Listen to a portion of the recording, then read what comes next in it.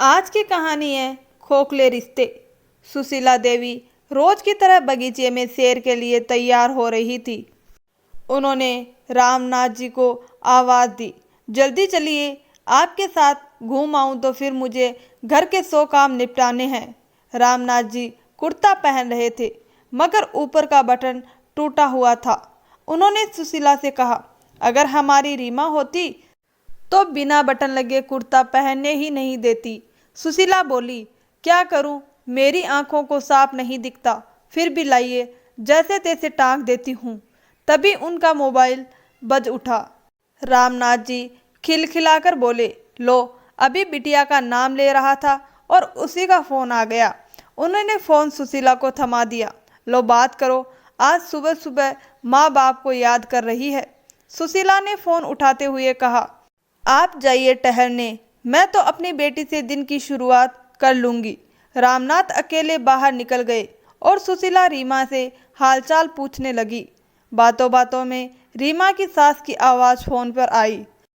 बहुत अच्छा लगा बहन जी कि आप बेटी के साथ साथ मेरी भी चिंता करती हैं। मैंने तो कहा था कि रीमा को भी आपसे ज़रूर बात कराऊं। यह सुनकर सुशीला का दिल धक से रह गया। घबराहट में उनकी आवाज़ कांप उठी। हमसे या हमारी रीमा से कोई गलती तो नहीं हुई ना समधन जी? दूसरी ओर से हंसी आई। अरे नहीं नहीं, ऐसी बात क्यों कर रही है? आपकी बेटी तो मेरी भी बेटी जैसी है, हमारे घर की लक्ष्मी है। सुशीला भावुक हो उठी। दरअसल उन्हें डर था कि यह जानने के बाद कि रीमा तीसरी बार भी बेटी को जन्म देने वाली है, कहीं ससुराल वाले उसे ताना ना दे। उन्होंने तो बहुत समझाया था कि रीमा को तीसरी बार का जोखिम मत लो, पर रीमा और उसके पति विजय ने अल्ट्रासाउंड में लड़की जानकर भी साफ मना कर दिया। विजय बोला था, भगवान ने अच्छे कारण से ही एक और लक्ष्मी भेजी है, हम क्यों उसका अपमान करें। इतना शिक्षित और समझदार परिवार मिलने पर सुशीला का ससुराल वालों के प्रति सम्मान और बढ़ गया था। इसी बीच रीमा की सास बोली, बहन जी, अब की बार आपको जल्दी आना होगा। बहू की देखभाल अकेले मुझसे नहीं हो पाएगी, ऊपर से दोनों छोटी बच्चियां भी है। पीछे खड़े रामनाथ ने सिर हिलाकर हामी भर दी। सुशीला ने तुरंत बोली, हाँ हाँ, हम आएंगे, आप चिंता मत कीजिए। फोन रखकर रामनाथ जी ने कहा, तो सच में चलोगी रीमा के पास? सुशीला ने दृढ़ स्वर में कहा, क्यों नहीं, हमारे लिए पोता नातिन का कोई फर्क नहीं, बेटी और उसके बच्चे दोनों हमारे लिए बराबर है। फिर वे तैयारी में जुट गई। 15 दिन पहले ही वे बिना बताए विजय के घर पहुंच गई। दरवाजे पर पहुंचे तो अंदर से जोर जोर की डांट फटकार की आवाजें आ रही थी। सुशीला डर गई और घबराकर रामनाथ जी की ओर देखा। वे भी भीतर से हिल गए, पर चुप रहे। कांपते हाथों से रामनाथ जी ने कोल बेल दबाई। दरवाजा रीमा की ननद ने खोला।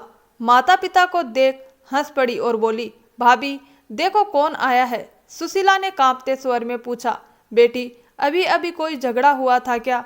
ननद ठहाका लगाकर बोली, अरे नहीं आंटी, मैं तो भाभी के लिए भिगोए बादाम खा गई, बस उसी पर डांट पड़ी थी। रोज का यही ड्रामा है। यह सुनकर सुशीला और रामनाथ दोनों ने राहत की सांस ली। घर के अंदर खूब स्वागत हुआ।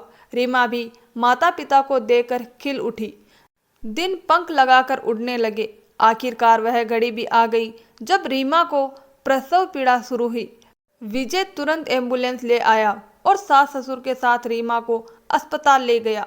सुशीला और रामनाथ जी भी वहीं पहुंचे। नर्स ने रीमा को लेबर रूम में पहुंचाया और सब बाहर बेचैन होकर इंतजार करने लगे। इसी बीच रीमा की सास मुस्कुराकर बोली, क्यों घबराती हो बहन जी, इस बार तो हमारे घर काना आने वाला है। सुशीला का दिल धक से हुआ, लेकिन उन्होंने खुद को समझाया कि इतने समझदार लोग हैं, चाहे बेटी हो या बेटा, सबको स्वीकार करेंगे। तभी नर्स बाहर आई और बोली, माँ जी पहले सगुन दीजिए, फिर खुशखबरी सुनाऊंगी। रीमा की सास ने फटाफट 500 का नोट निकालकर थमा दिया। सुशीला ने भी अपनी ओर से 500 रुपये नर्स को दिए। नर्स मुस्कुराई, बधाई हो, आपके घर लक्ष्मी आई है। जैसे ही लक्ष्मी शब्द निकला, रीमा की सास का चेहरा बदल गया। उसने नर्स के हाथ से नोट छीन लिया और गुस्से से बोली, क्या कहा? बेटी हुई है? नहीं नहीं, तुम गलत देख रही हो। मेरे बेटे ने तो कहा था कि इस बार लड़का होगा। नर्स सकपका गई। सुशीला को यह देखकर गहरा आघात पहुंचा। वे मिठाई का डिब्बा लेकर आती उससे पहले ही रीमा की सास ने डिब्बा पटक कर चिल्ला दिया, कोई मिठाई नहीं खाएगा। आपको पता था कि आपकी बेटी एक लड़की को जन्म देने वाली है और आपने हमें बताया तक नहीं। चारों तरफ सन्नाटा छा गया। सुशीला की आंखें विजय को ढूंढ रही थी। तभी वह दवाइयों का पैकेट लिए आया। माँ ने उस पर भी बरसते हुए कहा, तूने अपनी माँ से छुपाया, हमें क्यों नहीं बताया? 9 महीने तक हम बेटे की उम्मीद में बैठे रहे और तू हमसे छल करता रहा। विजय शांत खड़ा रहा और बस सुशीला को इशारा किया कि वे रीमा के पास चली जाए। सुशीला की आंखों में आंसू भर आए। जिस बेटी को उन्होंने फूल से पाला था, उसी की सास उसे कोस रही थी कि उसने फिर बेटी क्यों जनी। रीमा बेहोश थी। 2 दिन तक ससुराल से कोई भी उसे देखने नहीं आया। आखिरकार विजय ने सुशीला को अलग ले जाकर कहा, माँ जी, मैंने आपको इसलिए नहीं बताया क्योंकि मुझे मालूम था कि सब मुझ पर दबाव डालेंगे बच्चा गिराने का। मैं यह पाप नहीं करना चाहता था। मेरे लिए बेटा बेटी में कोई फर्क नहीं। रिश्तेदारों की असलियत सामने आ गई। उन्होंने हमारी खुशी से कोई मतलब नहीं, बस पोते की चाह थी। लेकिन मैं अब केवल उनका बेटा नहीं, एक बाप भी हूँ। मेरी औलाद में कोई भेद करेगा तो मुझे मंजूर नहीं। विजय ने कहा, कुछ दिनों के लिए रीमा आपके घर रहेगी, वही उसका अच्छा ख्याल होगा। सुशीला और रामनाथ दोनों ने बेटी को गले लगा लिया। उनकी आंखों से आंसू रुक नहीं रहे थे। यह आंसू दुख के नहीं थे, बल्कि इस गर्व के थे कि उनको बेटी को एक सच्चा जीवन साथी मिला है। दोस्तों, इस कहानी से हमें यह सीख मिलती है कि हर आदमी को अपनी बीवी की साइड लेनी चाहिए और कभी बेटे और बेटी में भेदभाव नहीं करना चाहिए।